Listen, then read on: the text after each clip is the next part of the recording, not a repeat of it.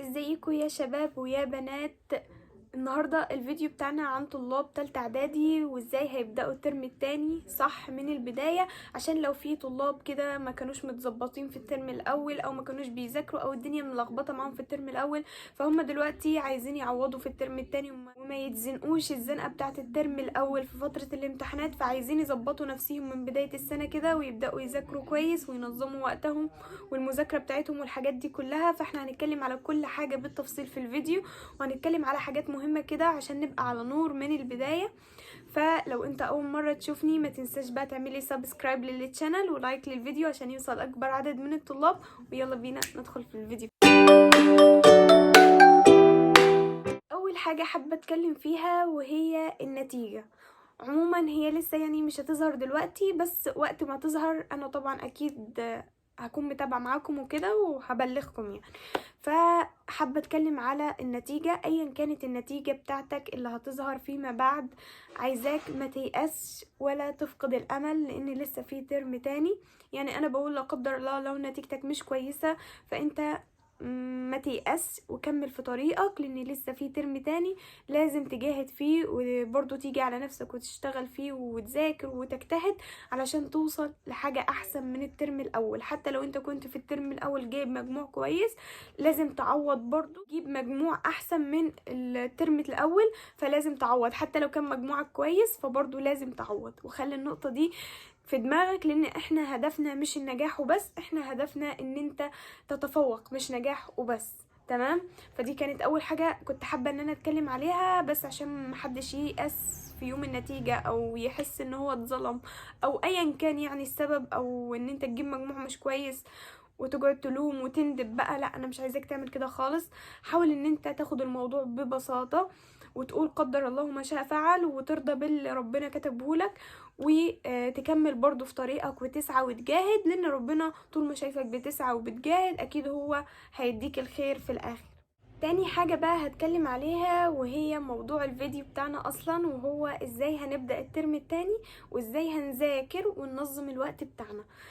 اولا كده بالنسبة للمذاكرة بتاعتنا هنذاكر ازاي. انا مش هتكلم في المذاكرة لان دي حاجة تخصك انت، بس انا هتكلم في حاجة واحدة بس، وهي ان انت اي درس هتاخده لازم تذاكره في نفس اليوم. يعني انت لازم تذاكر يعني مع بداية الترم التاني ومع بداية الدروس والمذاكرة والدراسة والحاجات دي كلها، لازم انت اي درس هيديهولك المدرس تبدأ ان انت تذاكره في نفس اليوم، لان الدرس لو عدى عليه 24 ساعة بيتنسي حرفيا، ما بتبقاش فاكر من شرح المدرس اي حاجة، وبتضطر ان انت تسمع اي مدرس تاني او تكون عايز حد يشرح لك الدرس مرة تانية. فلازم تذاكره في نفس اليوم. طب انا حصل معايا ظرف وما ذاكرتش الدرس في نفس اليوم، هعمل ايه؟ هتضطر ان انت تصحى الصبح بدري تاني يوم، على طول تصحى الصبح بدري اللي هو الساعة 5 الفجر 6 الصبح، المهم تصحى بدري وتبدأ ان انت تذاكر الدرس ده وما تخلوش يتراكم عليك لتاني يوم اللي انت هتاخد فيه درس جديد.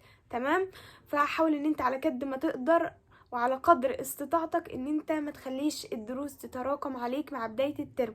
ودي نصيحة مهمة جدا جدا جدا واهم حاجة في الفيديو اصلا، ان انت لازم لازم لازم اي درس هتاخده تذاكره اول باول، وده اللي هيريحك اصلا طول الترم. لو انت عملت كده صدقني هترتاح طول الترم ومش هتحتاج ان انت تتزنق او تقول انا ما ذاكرتش او عليا او في حاجات متراكمه والكلام ده كله. حاول ان انت تذاكر درس بدرس. تالت حاجة بقى هتكلم فيها وهي ازاي بنظم الوقت بتاعي على المذاكرة بتاعتي. انا بنظم الوقت بتاعي على المذاكرة بتاعتي على حسب الكم اللي انا عايزة اذاكره، مش على حسب الساعات. اي نعم في ناس بتمشي بالساعات وكده، بس لا، انا مش عايزاكم تمشوا كده خالص، عايزاكم تمشوا بالكم. يعني مثلا انا كل يوم باخد مثلا درس كذا ودرس كذا ودرس كذا، هبدأ اشوف الدروس دي واكتبها واعمل بيها تاسك يومي كده من بالليل، وابدأ تاني يوم ابدأ ان انا انفذ التاسك اليومي ده. اشوف انا عليا ايه. يعني انا مثلا عليا درس انجليش، عليا درس مثلا علوم، عليا درس دراسات، فانا لازم اخلص الثلاث دروس دول النهارده. ما يعديش عليا اليوم الا وانا مخلص الثلاث دروس. اي نعم ممكن اجيب اخري خلاص واكون مثلا ذكرت درسين بس من الثلاثه، فكده انا جبت اخري، ولا يكلف الله نفسا الا وسعها. وزي ما قلت لكم احنا مش هنهتم بالساعات بتاعة المذاكرة، احنا هنهتم بالكم اللي احنا بنذاكره. يعني انا مش مهم عندي انا ذاكرت قد ايه في اليوم، المهم عندي انا ذاكرت او طلعت بايه انجازات في اليوم. يعني هل انا ذاكرت الحاجات اللي انا عايزة انجزها في اليوم ده كلها ولا لا. وزي ما قلنا انت هتجيب اخرك في المذاكرة لان انت عايز تعوض في الترم التاني، فحاول ان انت على قد ما تقدر تعمل كل حاجة تقدر عليها. وزي ما قلنا انت هتعمل كل حاجة اللي هو انت هتجيب اخرك خلاص، فخلاص لما تحس ان انت جبت اخرك خلاص ما تكملش تمام في المذاكرة يعني في اليوم. فحاول ان انت تجيب اخرك على قد ما تقدر، وان شاء الله ربنا يوفقك ويرزقك يعني بالحاجة الخير ليك. الحاجة اللي بعد كده وهي نظام المذاكرة. هتذاكر بطريقة اللي هو انت هتذاكر 45 دقيقة متواصلة تمام، وتبدأ ان انت بعد ال45 دقيقة تاخد بريك. مدته قد ايه؟ هتكون مدته 15 دقيقة.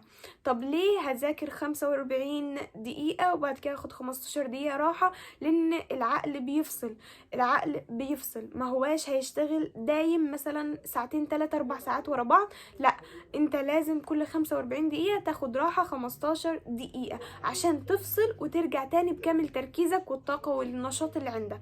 لكن انت لو استمريت هتمل وهتحس الدنيا مش لطيفة خالص ومش هتحب المذاكرة بالطريقة دي. فحاول ان انت زي ما قلت لك تذاكر 45 دقيقة و15 دقيقة راحة. طب ال15 دقيقة راحة هعمل فيها ايه؟ مش هحاول ان انا استخدمها في حاجة تشتتني عن المذاكرة، لا هحاول ان انا استفيد منيها برضو.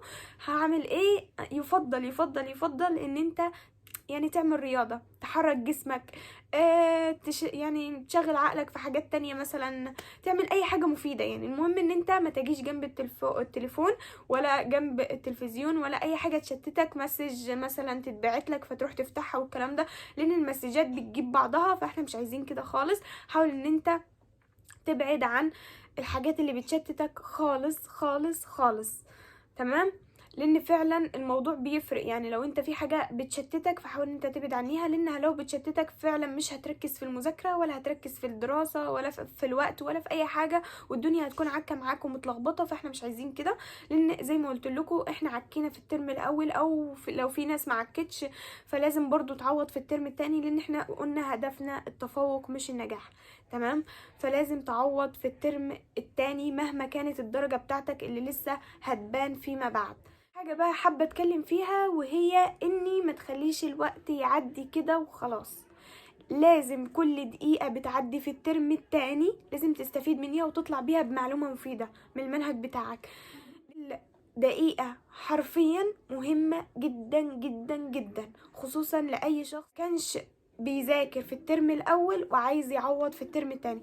فاهتم وخطط كويس من دلوقتي للترم التاني، انت عايز توصل لإيه وعايز تنجز ايه وازاي هتذاكر وازاي هتنظم وقتك، وكل الكلام ده لازم تخطط له من دلوقتي من بعد الفيديو ده على طول تمام. فحاول ان انت كل دقيقة تحسب لها بالظبط، وتحسب لكل يوم انت هتذاكر فيه ايه وهتستفيد منه في ايه وهتعمل ايه وانجازاتك فيه، وكل الحاجات دي لازم تخطط لها، لان مفيش حاجة بتمشي بدون تخطيط او بدون تاسك يومي. وطبعا طبعا طبعا حاجة مهمة انا ما اتكلمتش فيها وهي علاقتك بربنا خلال الترم كله، او عموما يعني علاقتك بربنا خلال حياتك عامة يعني.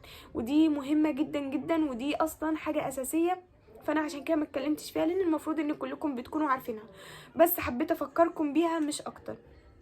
علاقتك بربنا لازم تكون عارف هي عاملة ازاي، لانها هتفرق معاك جدا. وطول ما علاقتك بربنا كويسة طول ما انت هتبقى ماشي في الطريق الصح. وحاول دايما دايما دايما ان يكون ليك تاسك يومي، يعني جدول كده يومي، عارف انت هتعمل ايه ومش هتعمل ايه والمفروض تخلص ايه وما تخلص ايه، لان ده اللي هينظم لك الدنيا كلها. وبس كده فانا اكون خلصت الفيديو بتاعي. اتمنى بقى ان انا اكون قدرت ان انا اوصل لكم حاجه مفيده استفدتوا منيها. فما تنسوش بقى تشتركوا في القناه وتفعلوا زر الجرس الاحمر اللي تحت عشان اي فيديو جديد انا هعمله يوصل لكم على طول بشهر جديد.